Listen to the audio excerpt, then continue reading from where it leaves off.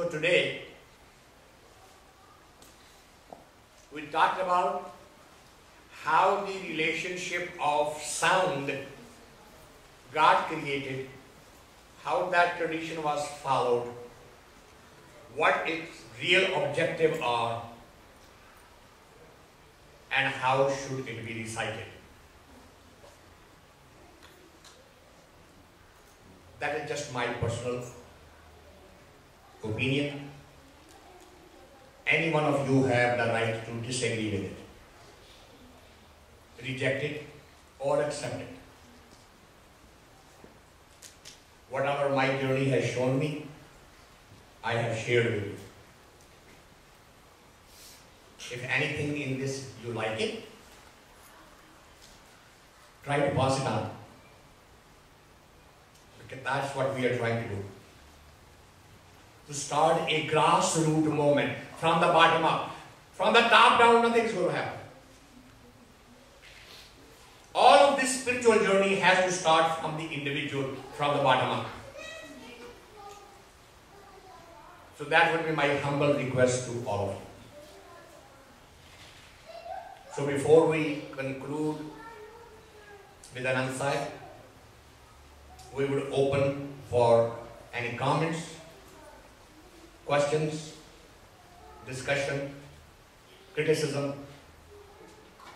All are welcome.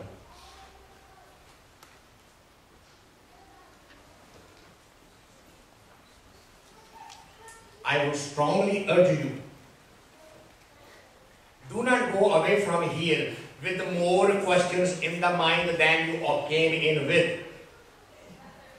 If I created more doubts in you, then I have failed. The idea is to remove some doubts. Add some clarification. So whatever question comes up, bring it out.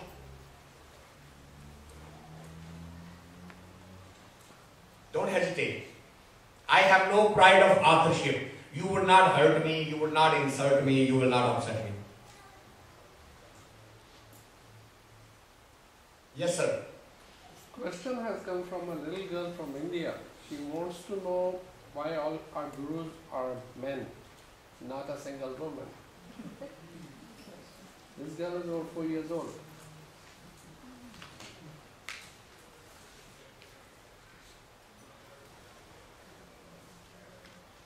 The question, for those of you who did not hear it, the question is, why all the gurus are men? Why not women?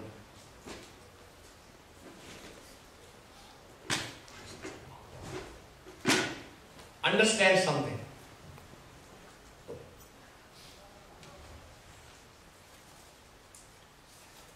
I will not talk in gender.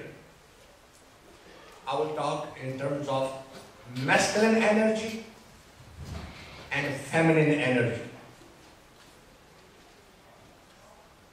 These two energies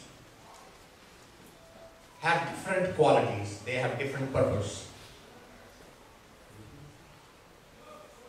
The feminine energy,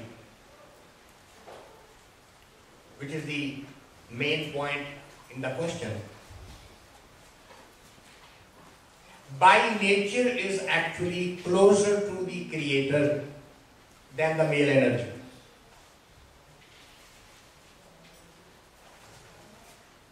I feel very sad when feminine energy tries to become equal to the masculine energy.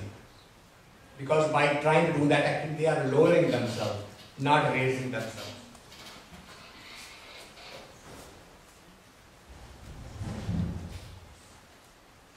Again, please understand, my intention is not to hurt or insult anybody. I am talking in a spiritual sense. Feminine energy is higher than the masculine energy. How? The Creator has three qualities.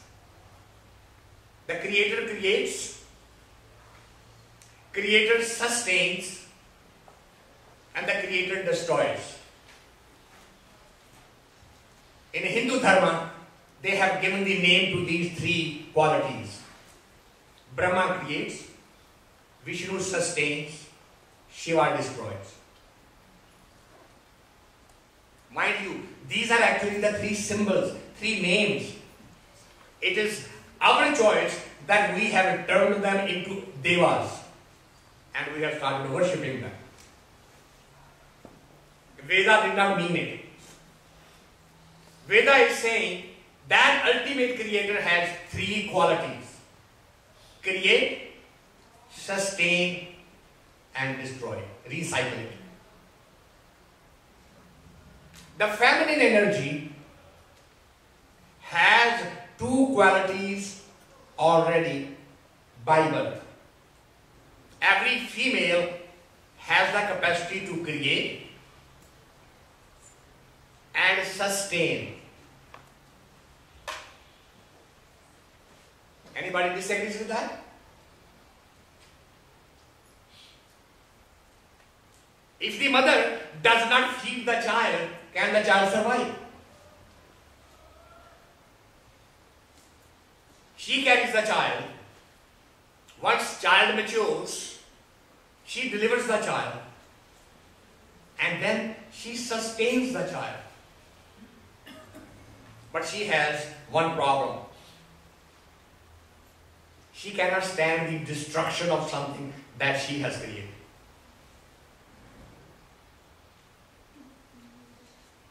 That's why in Gurbani, Pavan Guru, Pani Pita, Mata Tarat Mahat. Mahat means the greatest. Very important. Mahan. Why Dharat is Mahat? Why, when we say this is our motherland, why the earth is better than ordinary woman? Because the earth creates, sustains with the help of water, Pani Pita. With the help of Pani, the water, the earth sustains. But when that gets destroyed, it doesn't reject it. It accepts it. With the same energy that when it was given the birth, it was happy, it has come back, it is happy. A physical mother cannot accomplish that task. That's why she is not Mahan. But she is closer because she has two qualities already. Because of those two qualities already, she feels already closer to the Creator, hence no desire, no need to look for God. She doesn't go on a path of discovery. She is happy with her own creation. So she keeps surrounded by the children.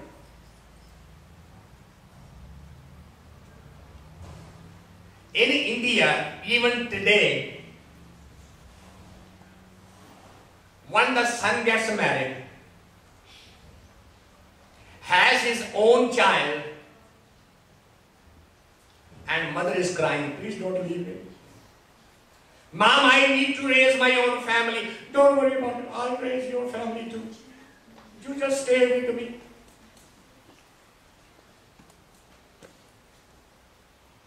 Isn't it?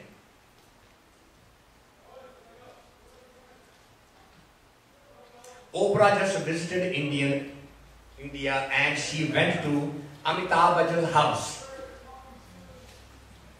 And she was shocked to find that 4 generations of Bachchans are living in the same house. When the reporter asked her, what did you find strange? She said, I can't understand this. Because all 3 generation mothers are saying to the child, don't leave this house. What is that called? Moha, attachment. Because of that attachment, she has no time to work on the inner journey. But the man only has his ego. So he has to work on himself. Because he works on himself, he achieves something. Hence, in the history, majority of the Brahmagyanis, not only in Sikhism, everywhere, look around the history of man. Man has achieved spiritual growth. The women did. Any woman who gets away from that attachment, anybody remember an example from Indian history? Who did that? Mirabai. She did not get attached with the society. She did not get attached with the husband. She didn't worry about the children. She was only worried about Krishna. That is it. She achieved something. That is an invitation to all of the feminine energy represented here. If you start, you will be ahead of the male energy. You just need to work on your attachment. Don't try to become equal to the man. Don't lower yourself. So the answer to the question is, there is no urge right now. Nobody opens these doors for them. So they are very happy in their own circle. As a child, I give you the example from my own life. My older brother, on Sunday, there only used to be one holiday.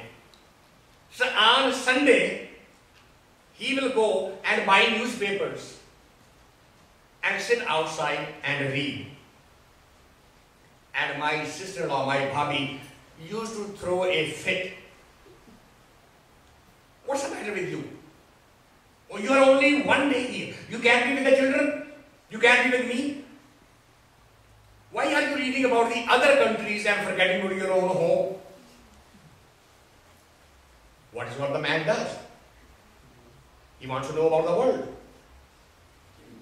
Woman only is concerned with her own world.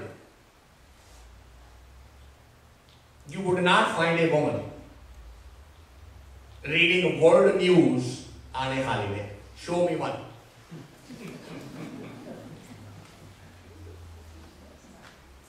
They don't open that magazine. There is no urge to grow beyond the boundary established by her. She has the potential. She can do it if she wants to. But if she does, the very first thing she has to work on is the attachment.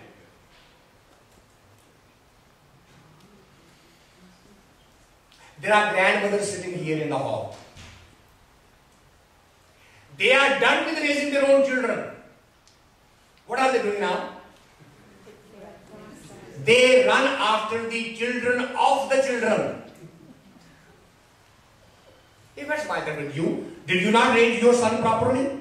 Could he not raise his own son now? You don't have confidence in your own children that they can raise their own children now? No. Let me do this. You go to work. I'll babysit. They don't want to get out of the attachment. And you are expecting them to do meditation, take time out of their work, and sit down and meditate? Impossible. You will not find a female Brahmajnani. Why? Moha. Attachment. I hope this answers the question. Yes, sir. You talked about Surat and Dhun, and that's how meditation is. So does that mean that it's a requirement to know the sound and the music and that's the way to meditation, or can it be separated out? If you join the sound with the word, it will enhance your capability. But you don't need to be classically trained about it. You don't need to be a performer in music. Because the sound should only be pleasing to yourself, not to the others. And everybody is a bathroom singer, no matter who. Right? Take the word, attach it with the sound, the journey becomes easy. There is no need. And if you do not want to, you can do it without the sound. It will take a little longer. To make it easier, that's why Guru Nanak gave us this methodology. Shabad Guru, Surat Dhun Jela, Dhun. With the word Shabad, raising the inner consciousness becomes much easier.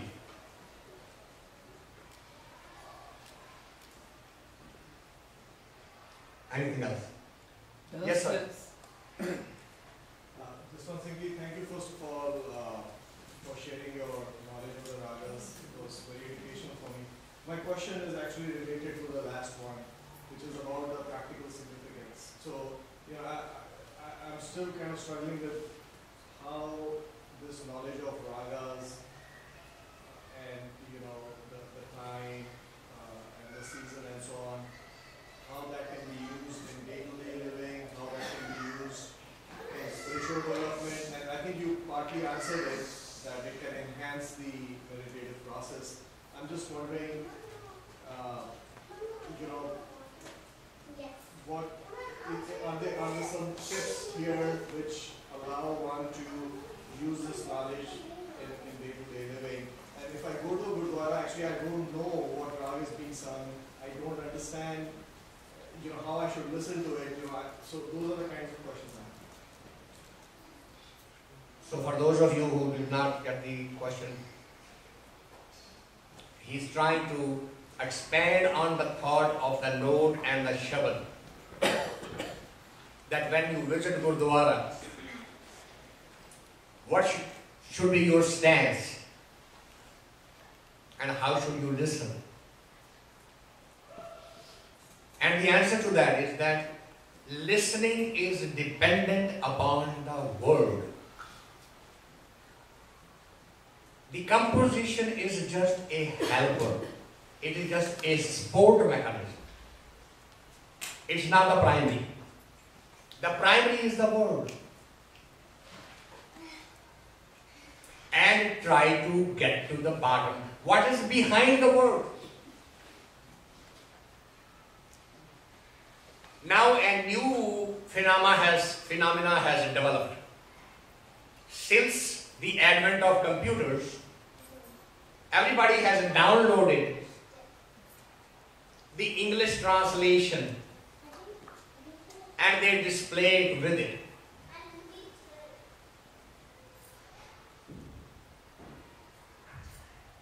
If you are really a disciple of Gurbani, you will not take those words literally. Because the entire Gurbani is symbolism. Just as indicated earlier, word Nanak is not to be translated as Nanak says. Nanak Das, slave Nanak. That's the translation. No. The Das word is not associated with the Nanak. Nanak is the stem. Das is how to connect. Create the relationship with him of the master and the slave. That's the true symbolism and say Nanak Das. tumri gat mit tum hi jani, Nanak das sada qurbani. Nanak is not being the das. That will be false humility on the part of a Brahmajani. If you are going to surrender to him, first learn to be das. If you are not das, you cannot surrender. Your ego will remain intact. So when you read these translations and you listen to the hymn being sung, your stance should be, I need to get to the bottom of this world. And take that with you. Not the tune, not the composition, but the word. So in Gurdwaras, when you go and listen to this, pay attention to the word and go beyond the word. Remembering it is Dhurki Bani. It cannot be simple. It is not social commentary. It is not grammatically. Those who have done this work, it's useful. But that's not the total thing.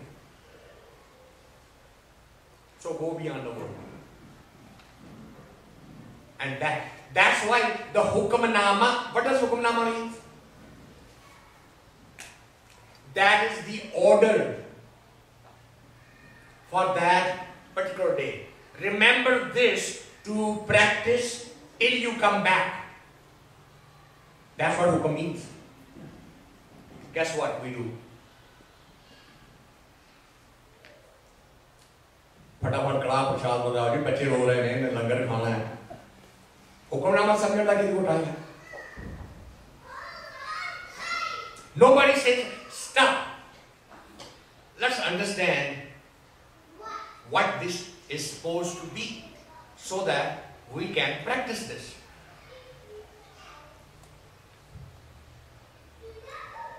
So the way to sit in Sangat and listen to the hymn being sung, pay attention to the words and the meaning behind the words. Now the literal translation. I hope this helps.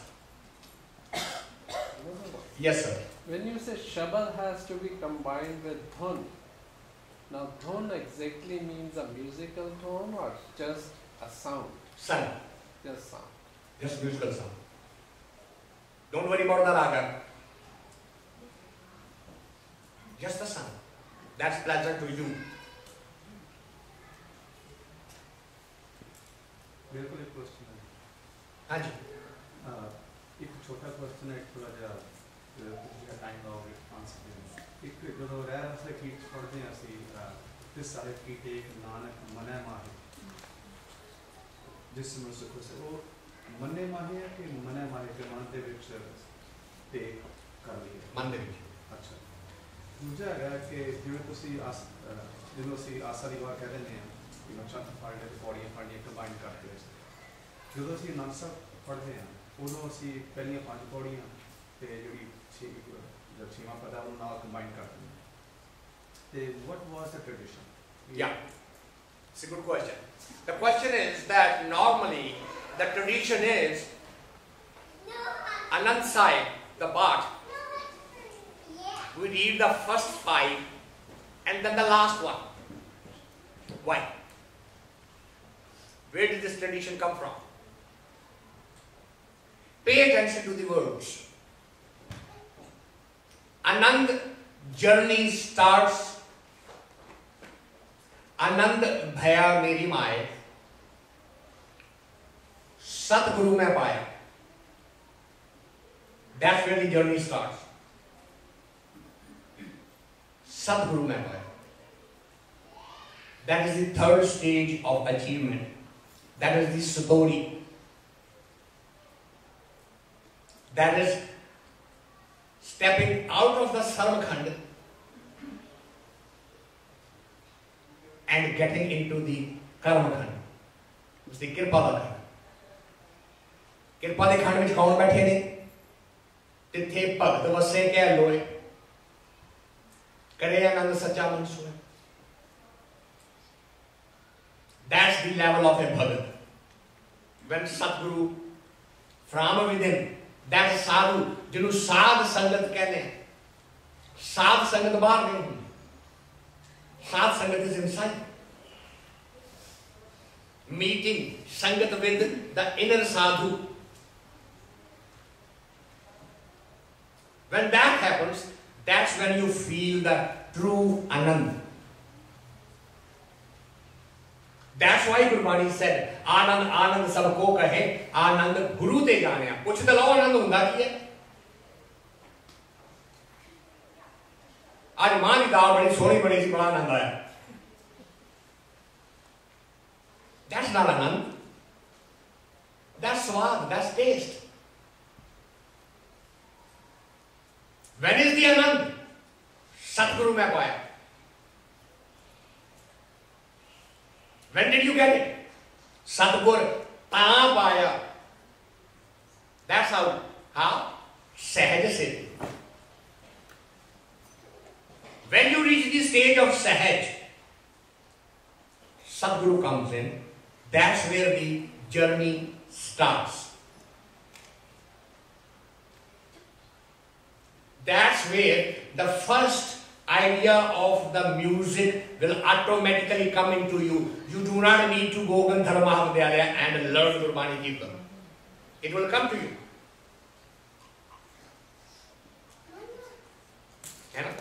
There's indication there, isn't it? Sadgurta Paya Sahaj Sati, Mane Vadiyan Madhaiyan, आगे की है? राग, रतन, परिवार, परियां, शब्द गावने आए। पर केड़ा शब्द? जो ऐसे गाने पे नहीं, शब्दों तो गावो हरि तेरा। That sound, the ragas automatically came from within. None of the Brahmajani ever went to a school and learned classical music. Is there any note in the history? Did Kabir go anywhere and learn Shri Rag? Did Nanak go anywhere? Did any one of the Gurus go there? Shri Guru Amar Das Ji started his journey at the age of 62. Did he learn music anywhere? No. Where did he get the music come from then? Sadguru mein paaya. But where does it end? So rather than reading all the 40 pade of Anand Sahib, we jump to the last, which indicates what is the journey, what is the end journey. So what's the last one? Anand nahi aate. Anand suno, vadbhagi ho. Start with the sound and get to what? Anand. Soundless sound. Anahad. पर वो किथे है? आनंद सुनहो वडभागी हो, सकल मनोरथ पूरे। ते पहले से सतगुर उनकी है, पार ब्रह्म में पाया। First झलक of the Satgur. It ended up from the Karma Khand. Where did it end up? Sachkhand. पार ब्रह्म में पाया, उतरे सकल वस्तु। That's why it shows the entire journey of Anand Sahib. We start the journey with the first 5, then indicate the end by reciting the 6th. That's where the tradition came from. Make sense? जो लोग ने क्या कि कर्म खंड शुरू किया, ये सचखंड फिनिश हुआ, पर है तो सारा कर्म खंड ही, सचखंड का खंड नहीं है। True. But that's a different discussion altogether.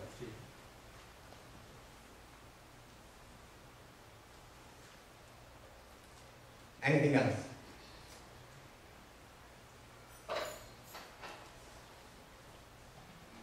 Well, if not,